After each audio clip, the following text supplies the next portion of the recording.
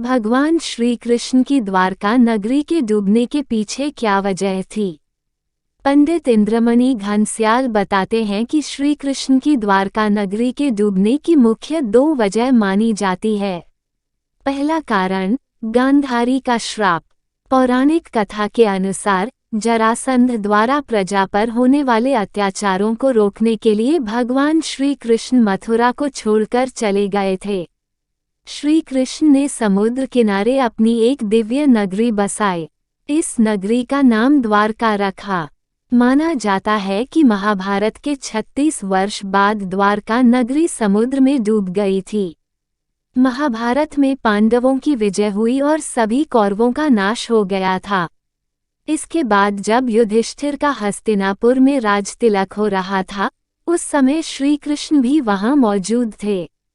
तब गांधारी ने श्री कृष्ण को महाभारत युद्ध का दोषी ठहराते हुए भगवान श्री कृष्ण को श्राप दिया कि अगर मैंने अपने आराध्य की सच्चे मन से आराधना की है और मैंने अपना पत्नीव्रता धर्म निभाया है तो जो जिस तरह मेरे कुल का नाश हुआ है, उसी तरह तुम्हारे कुल का नाश भी तुम्हारी आंखों के समक्ष होगा। कहते हैं इस श्राप की वजह से श्री कृष्ण की द्वारका नगरी पानी में समा गई। दूसरा कारण ऋषियों का श्राप। एक अन्य पौराणिक कथा के अनुसार एक बार महर्षि विश्वामित्र, देव ऋषि नारद कब द्वारका गए, तब यादव वंश के कुछ लड़के ऋषियों के साथ उपहास करने के प्रयोजन से श्री कृष्ण के पुत्र सांब को स्त्री वेश में ले गए और ऋषियों से कहा कि यह स्त्री गर्भवती है। आप इसके गर्भ में पल रहे शिशु के बारे में बताइए कि क्या जन्म लेगा।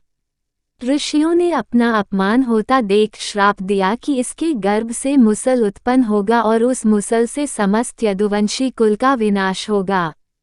उसके पश्चात सभी यदुवंशी आपस में लड़ लड़कर मरने लगे थे।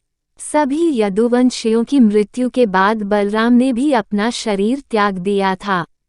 श्री कृष्ण पर किसी शिकारी ने हिरण समझकर बाण चला दिया था, जिससे भगवान श्री कृष्ण देवलोक चले गए। उधर जब पांडवों को द्वारका में हुई अनहोनी का पता चला तो अर्जुन तुरंत द्वारका गए और श्री कृष्ण के बचे हुए परिजनों को अपने साथ इंद्रप्रस्थ लेकर चले गए। इसके बाद देखते ही देखते पूरी द्वारका नगरी रहस्यमय तरीके से समुद्र में समा गई।